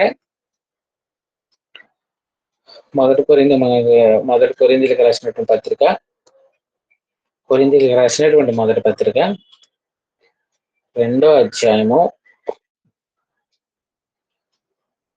మొదటి కొరింథీ 2వ అధ్యాయం 1 నుంచి 5 వచనాల్లో మనం చూసుకున్నట్లయితే బోధించేవారు ఎలా ఉండాలో ఇక్కడ క్లియర్ గా చెప్తున్నాడు. మన సహోదరులారా, నేను మీ యొద్దకు వచ్చినప్పుడు వాక్చాతుర్యంతో గాని జ్ఞానాతిశయంతో గాని దేవుని మర్మమును మీకు ప్రకటించుచు వచ్చిన వాడిని కాను. పౌలు కొరింథీయులతో మాట్లాడుతున్నాడు. వాక్చాతుర్యం అంటే మాటల యొక్క నేర్పరితనం, మాటలతోటి అవతల వాళ్ళని కరిగించగలిగేటట్టుగాను, మాటలతో వాళ్ళని ఉప్పొంగ చేసేటట్టుగాను, మాటలతో మేడలు కడతారంటారు కదా, అలాంటి వాక్చాతుర్యం అనేది ఎప్పుడు వాడకూడదు. అంతేకాకుండా మన యొక్క జ్ఞానాన్ని మనం ప్రదర్శించకూడదు. రాయబడిన మాట మనం జాగ్రత్త చూసుకున్నట్లయితే జ్ఞానాతిశయంతో గాని, నాకు స్పెషల్ డిగ్రీలు ఉన్నాయి, పెద్ద పెద్ద MBAలు ఉన్నాయి, PhDలు ఉన్నాయి, ఇలాంటి జ్ఞానాతిశయాల్ని మీరు చూపించకండి, దాన్ని మీరు ప్రకటించకండి. వాక్యం చెప్పేవాడు చాలా జాగ్రత్తగా ఉండాలి అంటున్నమాట. జ్ఞానాతిశయంతో గాని దేవుని మర్మను మీకు ప్రకటించు వచ్చేవారం కాము. నేను క్రీస్తు యేసును అనగా సిలువ వేయబడిన యేసుక్రీస్తుని తప్ప మరి దేనిని మీ మధ్య నెరగకుండానని నిశ్చయించుకుంటుని. అంటే పౌలు వాళ్ళ దగ్గరికి వచ్చినప్పుడు పౌలు ఒక బ్యాక్గ్రౌండ్ ఏంటంటే ఆయనకి యూదుడు, ఆయనకి చాలా ఆధిక్యతలు ఉన్నాయి. వాటన్నిటిని పక్కన పెట్టాడు అన్నమాట. ధర్మశాస్త్ర పరంగా కానీ, గమలీయేలు పాదాల దగ్గర నేర్చుకున్న విషయాల్లో కానీ చాలా గొప్ప గొప్ప విషయాలు ఉన్నాయి. వాటన్నిటిని ప్రకటించి ఆయన ఏం చేశాడంటే, ఇగో మీ పట్టణానికి వచ్చినప్పుడు నన్ను నేను గొప్ప చేసుకోలేదు, నా గొప్పలు నేను చెప్పుకోలేదు, నా చదువేని నేను చెప్పుకోలేదు, నా ఆస్తిపాతులను వివరించలేదు, నా బ్యాక్గ్రౌండ్లు ఇవేమి చెప్పలేదు. నేనేం చేశానంట, యేసు ప్రభువుని, ఎవరు సిలువ వేయబడినట్టు యేసు ప్రభువుని తప్ప మరి దేనిని మీ మధ్య నేను నిలుపుకుంటునని నిశ్చయించుకుంటుని. క్రీస్తుని తప్ప మీకు క్రీస్తుని పరిచయం చేయడం తప్ప, క్రీస్తు ఎందుకు వచ్చాడో, క్రీస్తు ద్వారా లోకం ఎలా రక్షింపబడుతుందో వీటిని చెప్పడం తప్ప ఇంకేమీ నాకు తెలియదు. నాకు మిగతా వాటి విషయాల గురించి ఆలోచనలు చేయలేదు, నా గురించి ఎలాంటి గొప్పలు మీ దగ్గర చెప్పుకోలేదు అని అంటున్నాడు అన్నమాట. 3వ వచనం, మరియు బలహీనతతోనూ భయముతోనూ ఎంతో వణుకుతోనూ మీ యొద్ద ఉంటుంది అంటున్నాడు. ఆయన వాళ్ళ దగ్గర పనిచేసేటప్పుడు మరియు బలహీనతతోనూ, అంటే ఆయన కొంచెం శారీరకమైనటువంటి సమస్య ఉన్నది, శరీరంలో ముళ్ళు, ఆయన కొంచెం బలహీనతతో ఉన్నాడు, భయంతో ఉన్నాడు.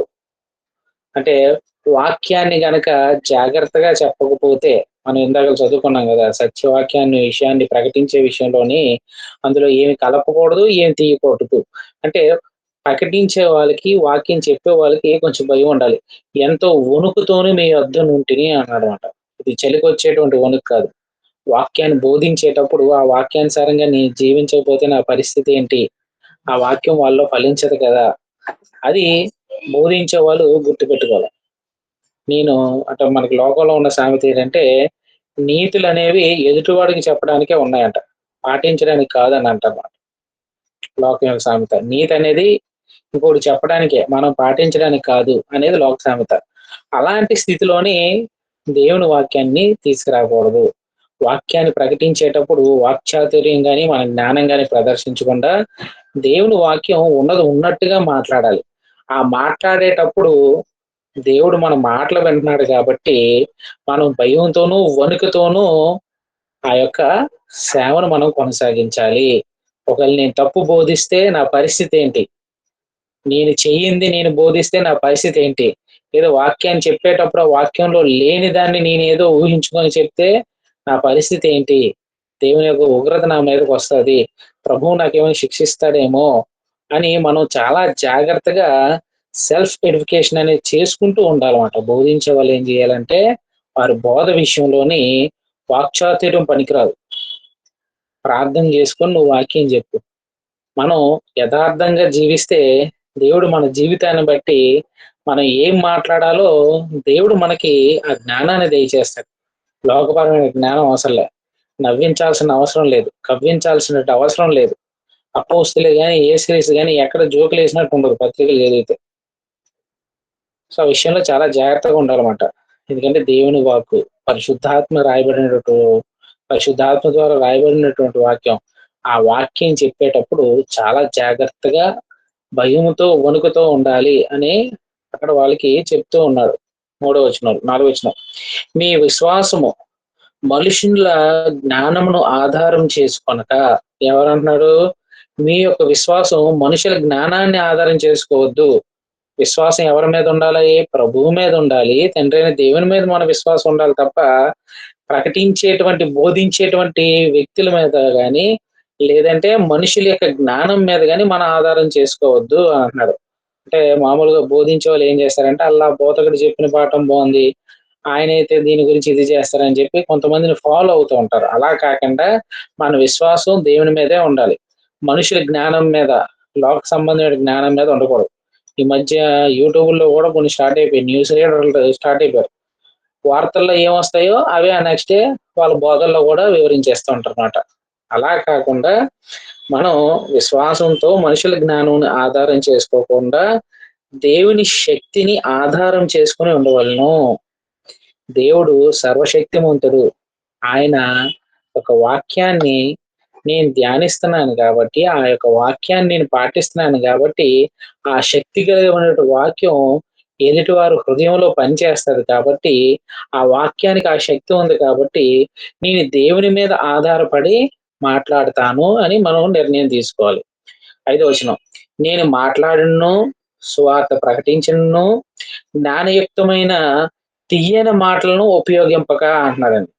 అంటే పౌలు మాట్లాడినప్పుడు పర్సనల్ గా సంఘస్థులతో మాట్లాడినప్పుడు, 2 సువార్త ప్రకటించినప్పుడు, దేవుని వాక్యాన్ని ప్రకటించినట్లు జ్ఞానయుక్తమైన తీయని మాటలను వినియోగించలేదు అని అంటున్నాడు.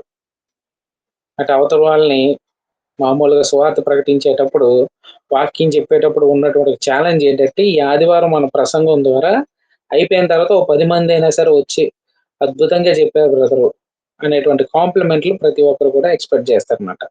సో దానికోసం వాళ్ళు ఏం చేస్తారంటే జ్ఞానయుక్తంగా వాళ్ళు నవ్వించేటట్టుగాను కవ్వించేటట్టుగాను తీయని మాటలు మాట్లాడతారంట. అలాంటి విషయాల్ని మనం ఉపయోగింపకుండా ఆయన ఏం చేశాడంట, పరిశుద్ధాత్మయు దేవుని శక్తియు కనపరచు దృష్టాంతములనే వినియోగించి తిని అంటారండి. పరిశుద్ధాత్మయు దేవుని శక్తి కనిపించేటట్టుగా దృష్టాంతాలనే వినియోగించాడంట. అంటే బోధించేటప్పుడు మనిషి కనబడకూడదు, నేను కనబడకూడదు, దేవుని వాక్యం కనిపించాలి, ప్రభువు మహింపరచగలిగేటట్లుగా పరిశుద్ధాత్ముడు మనతో మాట్లాడుతున్నాడు అనేటట్టుగా ఏం చేయాలంటే దృష్టాంతాలని, అప్పుడు జరుగుతున్నటువంటి సందర్భాలని వారికి దృష్టాంతాలుగా వాళ్ళకి ఏం చేశారంటే బయలుపరుస్తూ ఉన్నాడు అని అన్నమాట.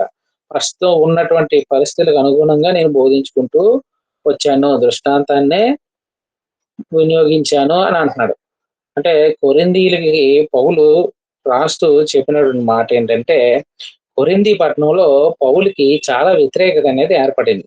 ఆ వ్యతిరేకత ఏర్పడినప్పుడు పౌలు వాళ్ళతో మాట్లాడుతూ నేను డబ్బు సంపాదించుకోవడం కోసమో ఘనత కోసమో ఇవేమీ చేయలేదు, నేను వాక్చాతుర్యం వాడలేదు, మనుషుల జ్ఞానాన్ని నేను ఉపయోగించలేదు, నేను వాక్యం చెప్పినప్పుడు మాట్లాడినా కూడా సువార్త ప్రకటించినా కూడా దేవుని వాక్యాన్ని బోధించాను, దేవుడు మాట్లాడినట్టుగానే నేను మాట్లాడాను, దేవుడు ఏం చెప్పాడో అదే మాట్లాడాను తప్ప నా ఇష్టానుసారంగా నా నోటికి నచ్చినట్టుగా నేను మాట్లాడలేదు అన్నారన్నమాట. సో బోధించే వాళ్ళు ఈ రోజుల్లో చాలా జాగ్రత్తగా ఉండాలి. అప్పుడు అపోస్తులకి బైబిల్ లేవు, పరిశుద్ధాత్మ సహాయం చేశాడు. మరి ఈ రోజు పరిశుద్ధాత్మ చేత రాయబడినటువంటి జీవగ్రంథం ఉంది కాబట్టి అందులో ఉన్నది ఉన్నట్టుగా మనం బోధించాలి, లేనిది లేనట్టుగా చూపించాలి తప్ప లేనిది ఉన్నట్టు ఉన్నది లేనట్టుగా ఏ వ్యక్తి బోధించకూడదు. మూడో విషయాన్ని మనం చూసుకున్నట్లయితే పేతురు రాసినటువంటి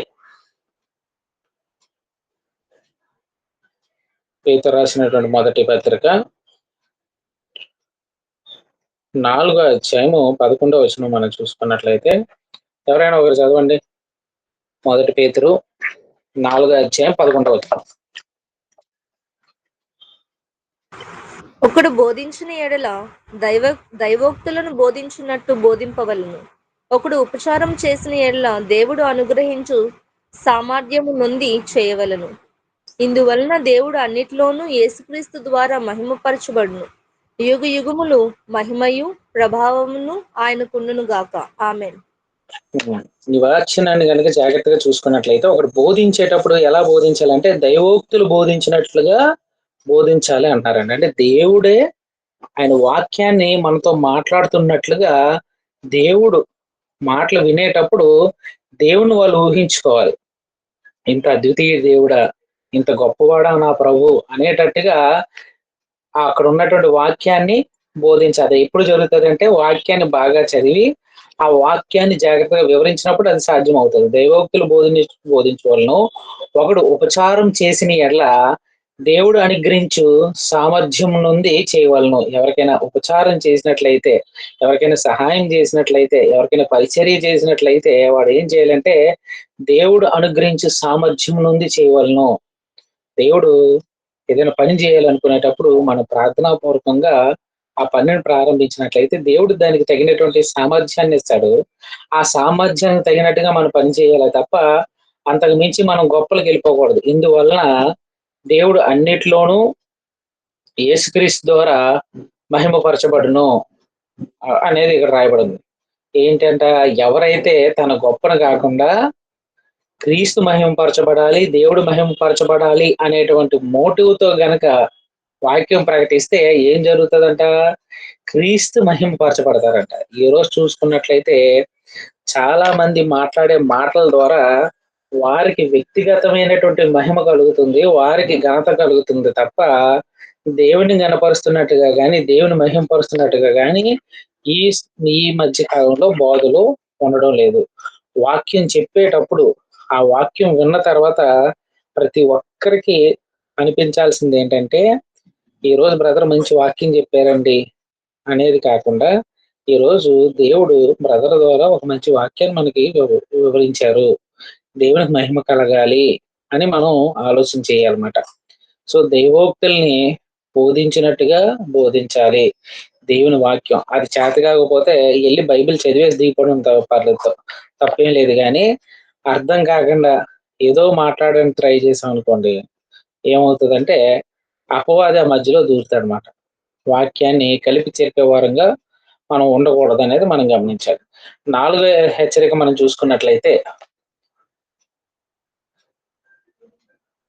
4వ హెచ్చరిక మనం చూసుకున్నట్లయితే గలతీయులకు రాసిన పత్రిక 1వ అధ్యాయము 8వ వచనం మనం చూసుకున్నట్లయితే, మేము మీకు ప్రకటించిన సువార్తను గాక మరి ఒక సువార్తను మేమైనను పరలోకం నుండి వచ్చు ఒక దూత అయినను మీకు ప్రకటించిన ఎడ్ల అతడు శాపగ్రస్తుడవును గాక అంటాడు.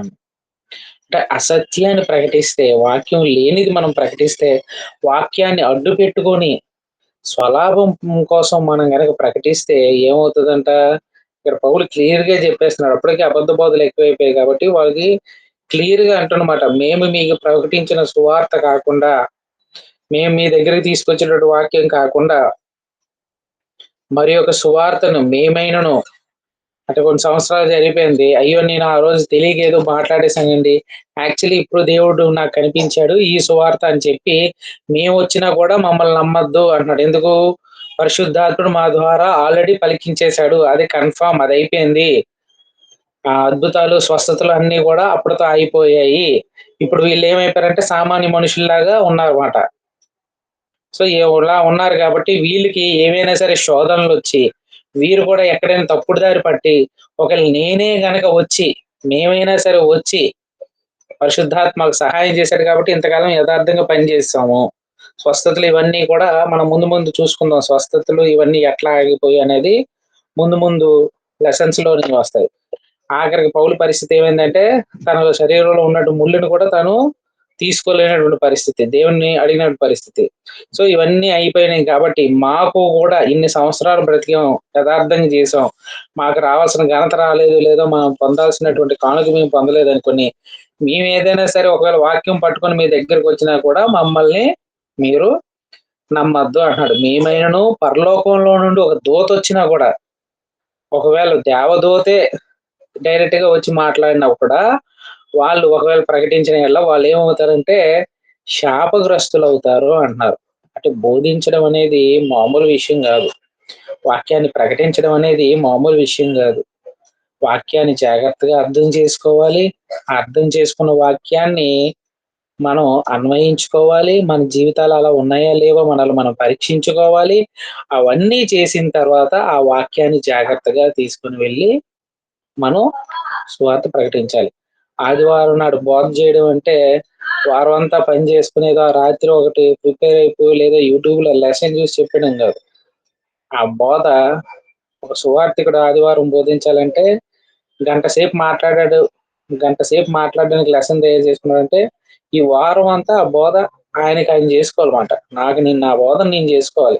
నా జీవితం అలా ఉందా, నా కుటుంబ జీవితం అలా ఉందా, దేవుడు నాతో మాట్లాడుతున్నాడు, సో దేవుడు నాతో నాకు ఏం చెప్పాలనుకుంటున్నాడు, నాకు ఏ గుణపాఠాలు నేర్పించాలి, వీటన్నిటి ద్వారా మనం ఒక బోధన చేయాలి తప్ప వాక్యాన్ని పక్కన పెట్టి అగో వాళ్ళ మీద నాకు కక్ష ఉంది, వీళ్ళని వాక్యం ద్వారా హెచ్చరించేస్తానని చెప్పి వాళ్ళ కంట్లో నలుసు వీళ్ళ కంట్లో నలుసు తీయడానికి వాక్యం ద్వారా ట్రై చేస్తే మన కంట్లో ఉన్నట్టు దూలం ద్వారా మనకి గుడ్డితనం కలుగుతుందని మనం గ్రహించుకోవాలన్నమాట. సో బోధించే వాళ్ళు చాలా జాగ్రత్తగా ఉండాలి. అసత్యాన్ని గనక, అబద్ధ బోధన గనక ప్రకటిస్తే వాళ్ళు శాపగ్రస్తులు అవుతారు. దేవుని యొక్క సంఘములో నుంచి జీవ కిరీటం పొందకుండా దేవుని రాజ్యంలో ప్రవేశించకుండా పోతారు. చివరగా మనం చూసుకున్నట్లయితే బోధించే వరకు ఉన్నట్టు హెచ్చరికలు మనం చూసుకున్నట్లయితే యాకోబు రాసినటువంటి పత్రిక యాకోబు రాసిన పత్రిక 3వ అధ్యాయం మనం చూసుకున్నట్లయితే 1వ వచనం మనం చూసుకున్నట్లయితే, నా సహోదరులారా బోధకులమైన మనము మరీ కఠినమైన తీర్పు పొందేదమని తెలుసుకుని మీలో అనేకులు బోధకులు కాకుండాడి అని అన్నాడు. ఏమన్నాడు? సహోదరులారా బోధకులైన మనము మరి కఠినమైనటువంటి తీర్పు ఉంటదంట. బోధకులకి అంటే సామాన్యులు లేదా దేవుని కుమారులుగా బాప్తిసం పొందినటువంటి వారికి ఉన్న తీర్పు ఒకటైతే, ఆ కుమారుల్లో ఎవరైతే దేవుని సేవ చేయాలనుకుంటారో, వాక్యాన్ని ప్రకటించాలనుకుంటారో, స్వార్థికులు జీవించాలనుకుంటారో వాళ్ళకి ఏం చెప్తున్నారంటే వాళ్ళకి మరి కఠినమైనటువంటి తీర్పు ఉంటుంది. సో అది తెలుసుకొని మీలో అనేకులు బోధకులు అవ్వద్దు. అయితే మీకు ఈ లోకంలో రెస్పెక్ట్ దొరకచ్చేమో, బైబిల్ పట్టుకు తిరుగుతున్నారు కాబట్టి మిమ్మల్ని అయ్యగారనో అమ్మగారనో మిమ్మల్ని మహింపరచచ్చేమో, మీరు బాగా డబ్బు సంపాదించుకోవచ్చేమో. కాకపోతే తీర్పు దినాన మీకు కఠినమైన తీర్పు ఉంటుంది. ఎందుకంటే నేను సంఘ సభ్యుడిగా ఉన్నాను అనుకోండి, నా గురించి నా కుటుంబ జీవితం గురించి నేను లెక్కపు చెప్పాలి. అదే ఒక సువార్థికుడిని అయితే నా గురించి నా కుటుంబాన్ని గురించే కాకుండా నా సంఘంలో ఉన్న ప్రతి ఒక్కరి గురించి నేను లెక్కపు చెప్పాలి. ఈ రోజుల్లో చేస్తున్నటువంటి పెద్ద తప్పు ఏంటంటే ప్రతి ఒక్కరికి కూడా బాప్తీసాలు ఇచ్చేయాలని కోరిక ఎక్కువ. బాప్తీసాలు ఇచ్చుకుంటూ వెళ్ళిపోతారు. ఇచ్చిన తర్వాత ఆ బాప్తీసం పొందినవాడు సంఘంలో ఎలా కొనసాగుతున్నాడు, బాప్తీసం ద్వారా ఓ బిడ్డ జన్మిస్తున్నాడు క్రీస్తు సంఘంలోకి లేదా దేవుని యొక్క కుటుంబంలో జన్మిస్తున్నాడు. ఆ పుట్టిన బిడ్డకి పాల వంటి వాక్యం చెప్పాలి. ఆ బిడ్డ ఎదుగుతున్న క్రమంలో మాంసం పెట్టాలి, ఒక ఉన్నత స్థాయికి తీసుకురావాలి. 9 నెలలు మోసి కనడం కష్టమైన పనా, లేదా వాళ్ళని 25 సంవత్సరాలు పెంచి పోషించడం కష్టమైన పనా చెప్పండి? ఏది కష్టమైన పని? పెంచడం. అది చాలా కష్టమైన పని. కానీ ఈ రోజుల్లో ఏమనుకుంటున్నారంటే బాప్తీసం ఇచ్చేస్తే నా పని అయిపోతుంది అనుకొని తులుపుగా నిలిపే ప్రీచర్లు ఎక్కువైపోయారు. బాప్తీసం ఇస్తున్నాము అంటే, మనం ఒక సంఘంలో సువార్తగా పనిచేస్తున్నాం అంటే వారందరి బాధ్యత మన మీద ఉన్నది. ఆ బరువు మనం మోయాలి. వారు విశ్వాసం దెబ్బతిన్నా, వారు సంఘంలో నుంచి దూరం అయిపోయినా, మన వైఖరి వల్ల గాని, మన వాక్యం ద్వారా గాని వారు గనుక తప్పుడు దోవలోకి వెళ్ళినా, మనం వాళ్ళ ఆత్మల గురించి కాకుండా వాళ్ళ ద్వారా ధనం సంపాదించుకోవాలని కోరికతో పనిచేస్తే మాత్రం కఠినమైన తీర్పు అనేది ఉంటాది అని చెప్తున్నాడన్నమాట. అంటే మనం గమనించినట్లయితే బోధించే వారికి ముఖ్యంగా 5 హెచ్చరికలు ఉన్నాయి. బోధించే వారికి 5 హెచ్చరికలు ఇవ్వబడ్డాయి. 1, బోధలోని వాక్చాతుర్యం గాని, లోకపరమైన జ్ఞానాన్ని గాని మనం కనపరచకూడదు. 2, మనుషులు కల్పించిన పద్ధతుల్ని, లోకాచారాలను మనం బోధించకూడదు. 3, దైవోక్తులు బోధించినట్టుగా వాక్యంలో ఉన్నది ఉన్నట్టుగా బోధించేటట్టుగా బోధించాలి తప్ప వాక్యం తక్కువ, మిగతా అనవసరమైనదంతా ఎక్కువ ఉండేటట్టుగా బోధ ఉండకూడదు. 4, అసత్యం గనక ప్రకటిస్తే మన శాపగ్రస్తులు అవుతాం. చివరిగా ఏంటంటే బోధకులు అయ్యే వారికి కఠినమైనటువంటి తీర్పు ఉన్నది అని చెప్తున్నాడు. ముగింపులోకి మనం వచ్చినట్లయితే కీర్తన గ్రంథం 1వ అధ్యాయము 1-2 వచనాలు మనం చూసుకున్నట్లయితే అందరికీ కంఠస్థం ఉండాల్సినటువంటి వాక్యం. కీర్తన గ్రంథం ఎవరు అడిగినా కూడా చెప్పగలరు. మీరు ఎవరైనా చెప్పగలరా? ఆ వాక్యం కంఠస్థం తెలుసా? கர்த்தர் என் மீட்பரா இருக்கிற நான் தாழ்ச்சி அடைகிறேன். அவர் புல்லுள்ள இடங்களில் அழைத்துக் கொண்டு என்னை வைக்கிறார். కీర్తన గ్రంథం థ్యాంక్స్ జాన్సన్ గారు. మనం గమనించినట్లు 1వ అధ్యాయం 1-2 వచనాలు చూసుకున్నట్లే, దుష్టుల ఆలోచన చొప్పున నడవక, పాపుల మార్గమున నిలువక, అపహాస్కులు కూర్చుండు చోట కూర్చుండక, యెహోవా ధర్మశాస్త్రమునందు ఆనందించుచు దివారాత్రములు దాన్ని ధ్యానించేవాడు ధన్యుడు. దివారాత్రములు చదివేవాడు గురించి మాట్లాడడం లేదు, ధ్యానించేవాడి గురించి. వాళ్ళు ధన్యుడు అంటున్నారండి. ఎలాంటి వాడు ధన్యుడంట? దుష్టులతో సహవాసం ఉండకూడదు, పాపుల్లో నడిచే మార్గంలో మనం ఉండకూడదు, అపహాస్యకులు జోకులు వేసుకునే వాళ్ళతో ఉండకుండా మనం ఏం చేయాలంటే ఎల్లప్పుడూ దేవుని వాక్యాన్ని ధ్యానించే వారుగా ఉండే వాళ్ళే ధన్యులు అవుతారు అని అన్నమాట.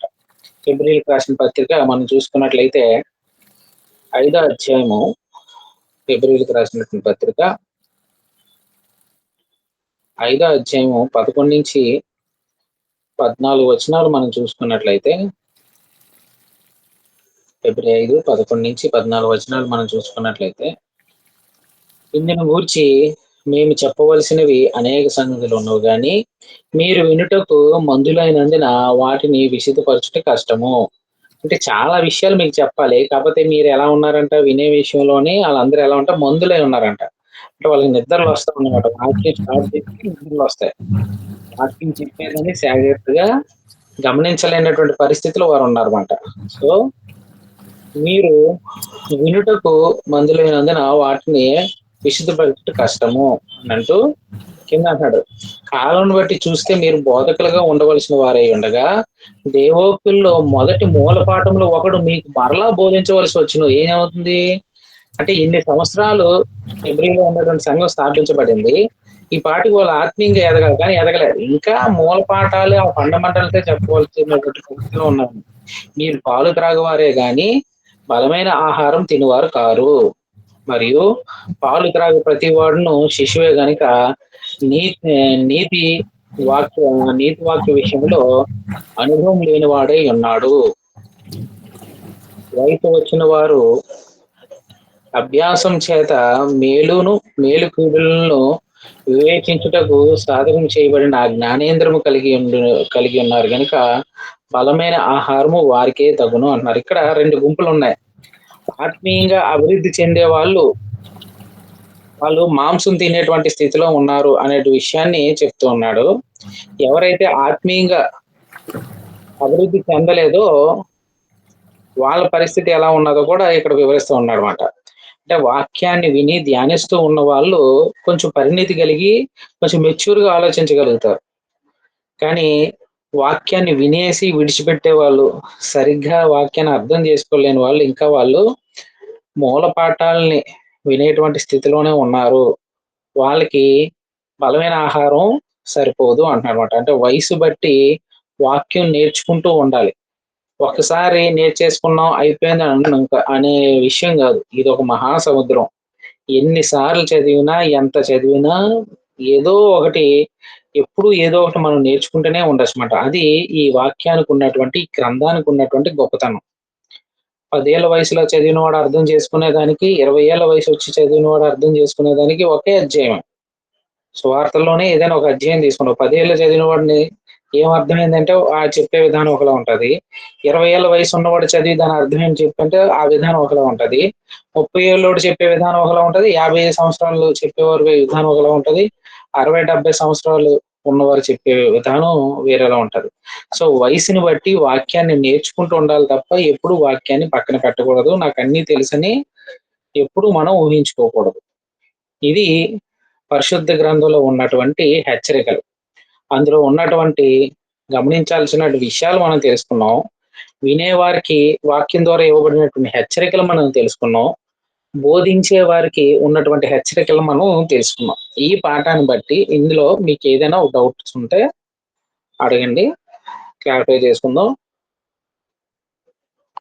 ఈ పాఠాన్ని బట్టి ఏమైనా డౌట్స్ ఉన్నాయా?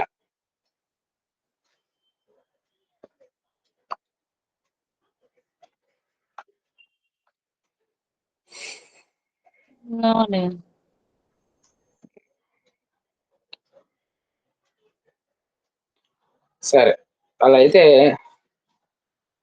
నేను కొన్ని క్వశ్చన్స్ అడుగుతా, అవి దానికి ఆన్సర్ చెప్పండి. ఎవరైనా ఒకరు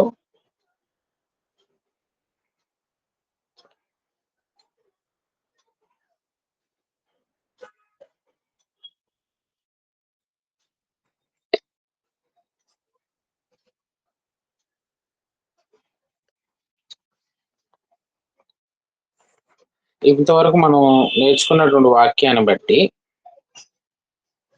ఈ వాక్యంలో ఉన్నటువంటి వినే వారికి ఇవ్వబడినటువంటి జాగ్రత్త విషయాల్లో ఒక్కొక్కరు ఒక పాయింట్ చెప్పండి. ఒక 7 పాయింట్లు మనం ఇప్పటి వరకు చదివాం. ఈ 7 పాయింట్లో మీకు ఏది గుర్తున్నదో ఒక్కొక్కరు తెలియజేయండి. బోధకులను పరీక్షించాలి. ఒకటి, బోధకుల్ని పరీక్షించాలి. వచనం ఏమైనా గుర్తుందా? 1 యోహాను 4:1. ఓకే అమ్మా. నెక్స్ట్ ఇంకొకటి చెప్పండి. బోధకుల క్రియలను బట్టి తెలుసుకోవాలి. ఎవరు చెప్పారు?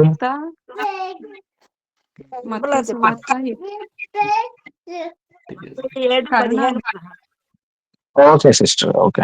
నెక్స్ట్ అండి, నెక్స్ట్ లేఖనములను పరిశీలించాలి.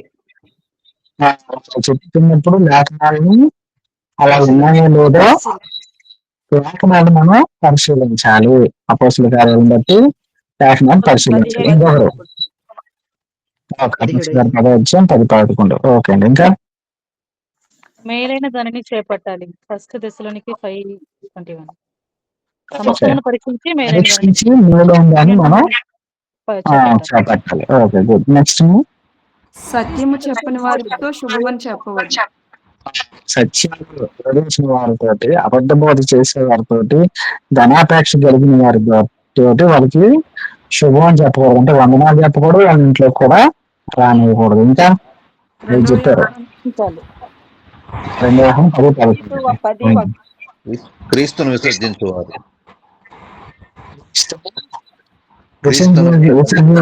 విసర్జించే వాళ్ళు ఉన్నారు. వాళ్ళు క్రీస్తు విసర్జించారు. 2 Peter 2:1-3 వచనాల్లో.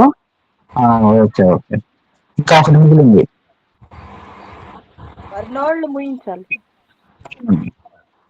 రాసిన పత్రిక 1:10-11 ప్రకారం వాళ్ళని ముగించాలంటే మొదట వాక్యం తెలవాలి. మనం వాక్యం నేర్చుకుంటేనే, వాక్యాన్ని చదివితేనే అవతల వాళ్ళు చెప్తుంది అలా ఉన్నారో లేదా మీకు అర్థమవుతాయి. అది వినేవారికి ఇవ్వబడినటువంటి హెచ్చరికలు. బోధించే వారికి ఉన్నటువంటి హెచ్చరికలు ఏంటి? సరిగ్గా చెప్తున్నారా లేదా వాక్చాతుర్యం జ్ఞానమును ఉద్దేశించాలి. మనుషులు కల్పించిన పద్ధతులను బోధించకూడదు. ఎవరైనా చెప్పండి.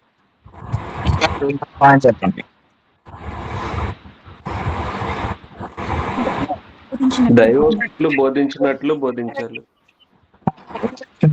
పూర్తిగా వాక్యంలో చెప్పబడింది అట్లా బోధించాలి. అయితే అసత్యమును ప్రకటించువారు శాపగ్రస్తులు. గలతీ 1:8. ఇంకా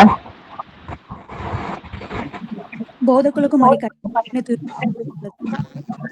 కఠినమైన తీర్పు ఉంది కాబట్టి యాకోబు ఏమంటున్నాడంటే మీరు బోధకులు అవ్వద్దు, చూడాలి అనుకుంటే దానికి ప్రిపేర్ అయ్యి జాగ్రత్తగా గొప్ప చేసుకోకుండా మీరు ఏదో లాభ పొందాలనో ధనం సంపాదించాలి ఇవన్నీ కాకుండా యథార్థంగా నిస్వార్థంగా దేవుని సేవ చేస్తాను, చేసి సంఘాన్ని చేస్తాను, సంఘంలో బలంగా పనిచేస్తాము అనుకుని మన ఈ సేవలోకి రావాలి తప్ప లేదంటే మాత్రం అందరికి ఒకదాన్ని తీర్పుంటే మనకి కఠినమైనటువంటి తీర్పు ఉంటుంది బోధకులుగా. ఆ విషయం మీరు గ్రహించండి అని అన్నారన్నమాట. సో వాక్యాన్ని పరిశుద్ధ గ్రంథంలో ఉన్న హెచ్చరికలు మనకి తెలియాలి. ఈ హెచ్చరికలు తెలియలేదు అనుకోండి, ఎవరు చెప్పినా ఒకటే కదా అని చెప్పుకొని వినేసే వాళ్ళు ఉంటారు. వాళ్ళు ఇష్టానుసారంగా వాళ్ళు ఏదో మాట్లాడతారు, కవిస్తే చాలు మనం సంతోష పెడితే చాలు అనేటట్టుగా ఎంటర్టైన్మెంట్ కోసం ఆదివారాలు ఆరాధనకి వెళ్ళే వాళ్ళు చాలా మంది ఉన్నారు. డాన్సులు వేయడం కోసం, గెంతే వాళ్ళ కోసం, అటువంటి వారి కోసం తిరిగే వాళ్ళు చాలా మంది ఉన్నారు. సో మనం వినేటప్పుడు దేవుని వాక్యం అంటున్నాం, అది పవిత్రమైన వాక్యం, పరిశుద్ధాత్మ ద్వారా రాబడిన వాక్యం. దాన్ని వాక్యానుసారంగా బోధిస్తున్నారా, వాక్యానుసారంగా జీవిస్తున్నారా లేదా, వాక్యం అందరూ ఉన్నట్టుగా ప్రకటిస్తున్నారా లేదా, అసలు క్రీస్తుని పక్కన పెట్టి వాళ్ళు క్రీస్తు స్థానంలో వెళ్ళి కూర్చుంటున్నారా, అలాంటి తప్పుడు బోధనలు చేస్తే వాళ్ళని లేఖనానుసారంగా గౌరవించాలి.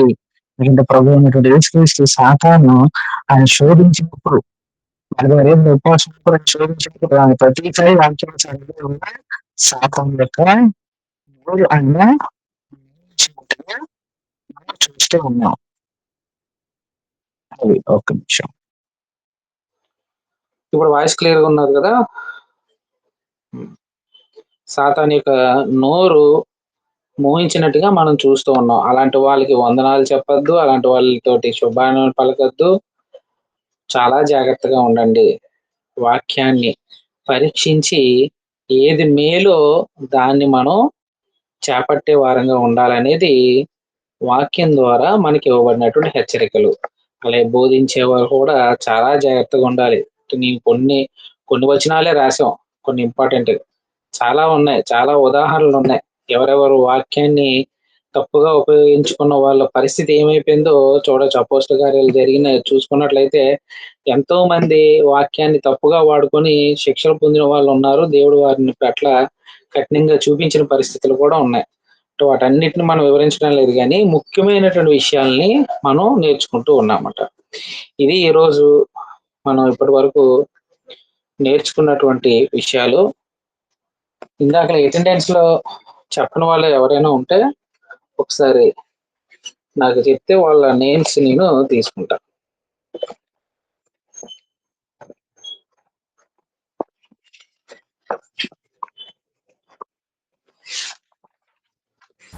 నెంబర్ 12.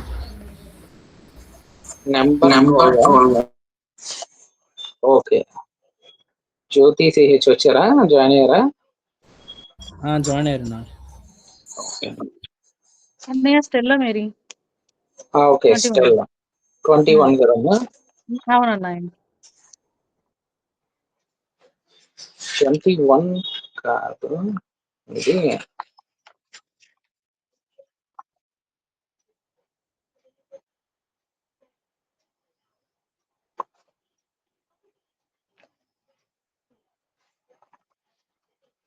లాస్ట్ టైం నాకు 21 అని చెప్తే నోట్ చేసుకున్నాను అన్నయ్య, అందుకే 21 అని చెప్తాను. అది ఫస్ట్ నువ్వు ఎప్పుడు ఏ వీక్ జాయిన్ అయ్యావు? స్టార్టింగ్ వీకే కదా?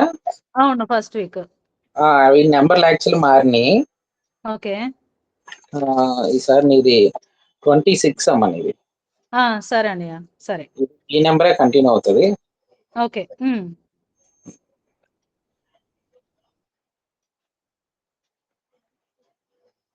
సుజిత్ జాయిన్ అయ్యా? నీది 23. ఉన్నానన్నా 23. 23 ఓకే. రాలేని వాళ్ళు ఎవరు అంటే జాన్ విన్సెంట్ రాలేదు. తర్వాత శ్రీనివాసులు జాయిన్ అవ్వలేదు. అవును, సంతోష్ రాణి జాయిన్ అవ్వలేదు. ఓకే, మిగతా వాళ్ళందరూ జాయిన్ అయ్యారు. సరే, డౌట్లు లేవనుకుంటే మనం ట్రై చేసుకుందాం.